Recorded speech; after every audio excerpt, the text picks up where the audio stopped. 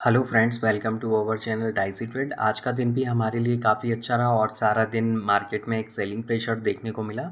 और कल क्योंकि एक्सपायरी थी तो हमें थोड़ी बहुत ज़्यादा वॉलीटिलिटी देखने को मिल रही थी, लेकिन आज हमें ज़्यादा कोई ऐसे बड़े स्विंग्स देखने को नहीं मिले मार्केट में।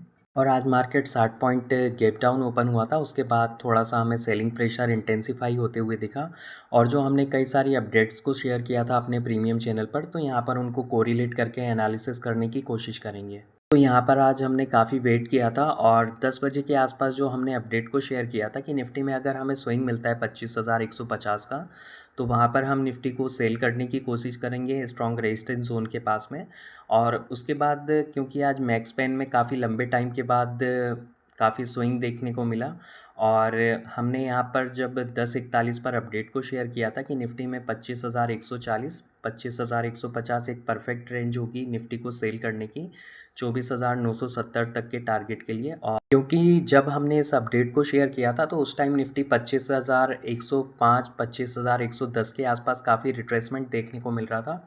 तो यहाँ पर 25,140 और 150 की रेंज में आने के चांसेस काफ़ी कम थे। तो यहाँ पर हमने एक अपडेट को शेयर किया था उसी टाइम पर कि जो लोग रिस्क ले सकते हैं वो इस लेवल के आसपास भी शॉर्ट कर सकते हैं 25,160 का स्ट्रिक्ट स्टॉप लॉस लगाकर, और डीप इन द मनी का पुट ऑप्शन ले सकते हैं।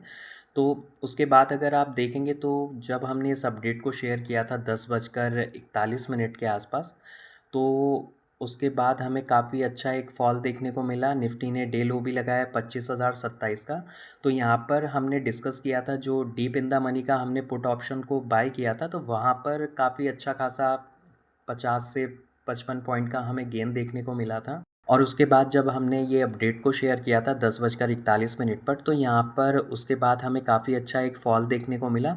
और ये फ़ॉल काफ़ी तेज़ी से आया था, मोमेंटम के साथ आया था। तो जो हमने डीप इन द मनी का पुट ऑप्शन बाय किया था 25,300 का, तो यहाँ पर उसमें काफ़ी अच्छा गेन देखने को मिला। अगर आप देखेंगे तो 10-12 मिनट के अंदर वहाँ पर हमें 50 पॉइंट का एक मूव देखने को मिला। और उसके बाद निफ्टी में डे लो से हमें एक अपसाइड मूव देखने को मिला 25,140 तक। तो यहाँ पर जो हमारा व्यू था वो मॉर्निंग से ही क्लियर था कि यहाँ पर हमें कोई सी भी अगर सेलिंग अपॉर्चुनिटी मिलती है तो राइजिंग अपॉर्चुनिटी मिलती है, हम वहाँ पर निफ्टी को सेल करेंगे। और ये मोमेंटम काफ़ी स्लो था तो इसको हमने बाइंग अपॉर्चुनिटी के लिए यूज़ नहीं किया था। और हमने डिस्कस किया था 12:23 के आसपास जो अपडेट को शेयर किया था कि ये जो अपसाइड का मोमेंटम आया है ये सस्टेन नहीं होगा, क्योंकि लो वॉल्यूम के साथ हुआ है और उस टाइम डेड आवर्स भी थे। और अगर आप देखेंगे पिछले 2 दिनों से हमें 2 बजे के आसपास से थोड़ी सी सेलिंग प्रेशर इंटेंसिफाई होते हुए देखने को मिलता है। और उस टाइम पर अगर आप डेरिवेटिव्स डेटा, फ्यूचर कॉन्ट्रैक्ट्स और मैक्स पेन को भी देखते तो वहाँ पर कोई ऐसे शॉर्ट कवरिंग के चांसेस नहीं थे। और हमने जो नेक्स्ट अपडेट को शेयर किया था कि जिन लोगों से शॉर्ट करने की अपॉर्चुनिटी मिस हुई है वो यहाँ पर फिर से शॉर्ट पोजीशंस को बना सकते हैं। और जो हमने 1:45 पर अपडेट को शेयर किया था कि मल्टीपल डोजी और स्पिनिंग टॉप पैटर्न का फॉर्मेशन हो रहा है हमारे सेलिंग जोन के आसपास, तो यहाँ पर उसके बाद से देखेंगे आप हमें फिर से एक सेलिंग प्रेशर इंटेंसिफाई होते हुए दिखा। और यहाँ पर अगर आप ध्यान से देखेंगे तो काफ़ी देर से यहाँ पर डोजी, स्पिनिंग टॉप और इन्वर्टेड हैमर कैंडल का फॉर्मेशन हो रहा था।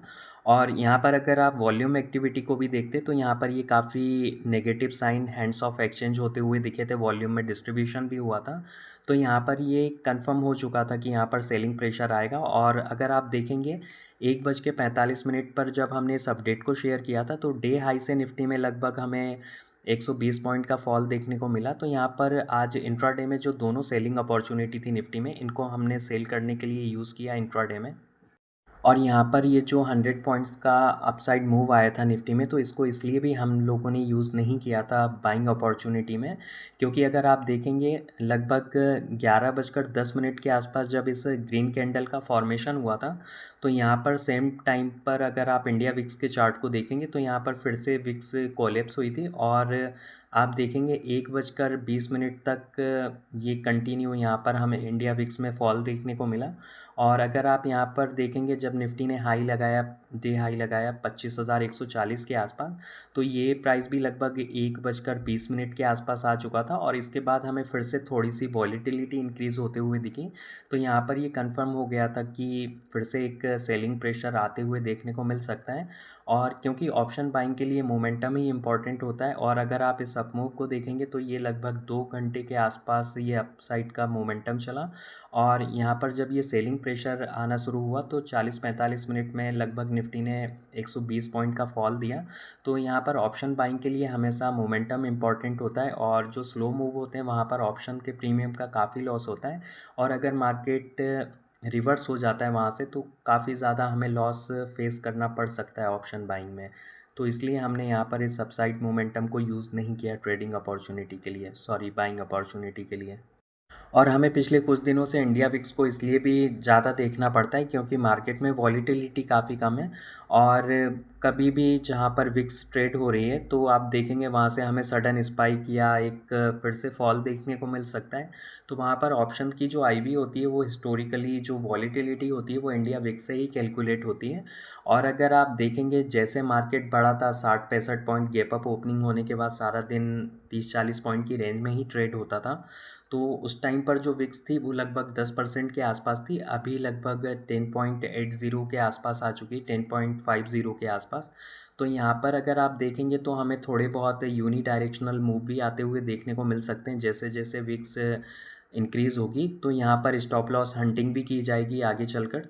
और विक्स काफ़ी कम है, तो जैसा हमें एक अपसाइड मोमेंटम देखने को मिला था निफ्टी में 60-70 पॉइंट की डेली गैप अप ओपनिंग होती थी और उसके बाद साइडवेज ट्रेड होता था market most of the time.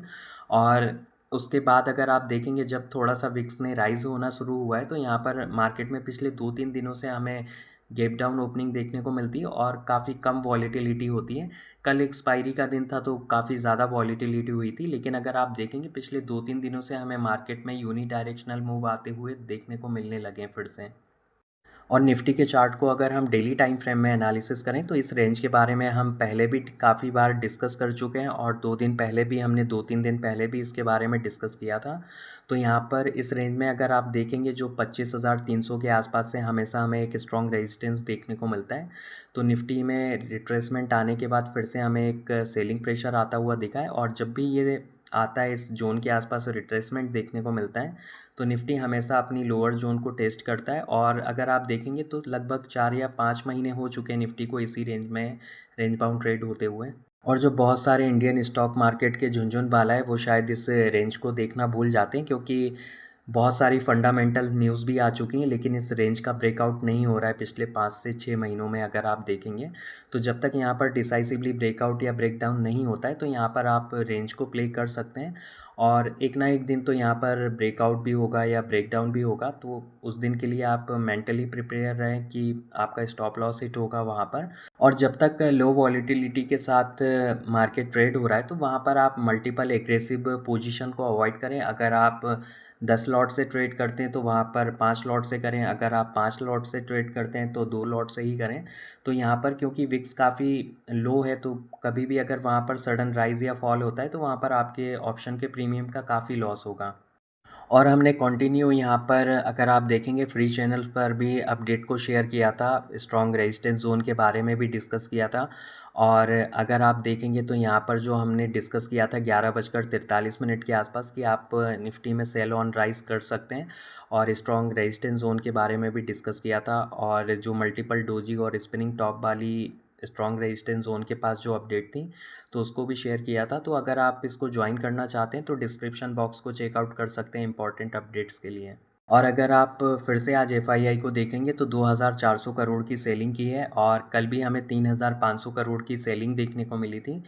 तो अगर आप देखेंगे पिछले 10-15 दिनों में लगभग 17 से 18,000 करोड़ के आसपास एफआईआई सेलिंग कर चुके हैं अगर आप उसको नेट बेसिस पर कैलकुलेट करेंगे। और इसके ऊपर हमने एक डेडिकेटेड वीडियो भी बनाया था, तो अगर आप उसको देखना चाहते हैं तो उसकी लिंक डिस्क्रिप्शन बॉक्स में मेंशन कर देंगे, तो आप वहाँ से जाकर देख सकते हैं।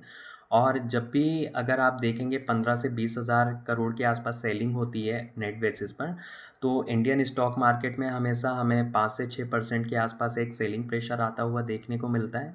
आप उस वीडियो को देखेंगे तो काफ़ी अच्छे से समझने में आसानी होगी। और आज भी क्योंकि विक्स काफ़ी लो है तो ज़्यादा ऑप्शन चेन डेटा को एनालिसिस करने का कोई सेंस नहीं है। तो यहाँ पर जो भी लाइव अपडेट्स होंगी तो उसको हम अपने प्रीमियम और फ्री चैनल दोनों पर ही शेयर कर देंगे।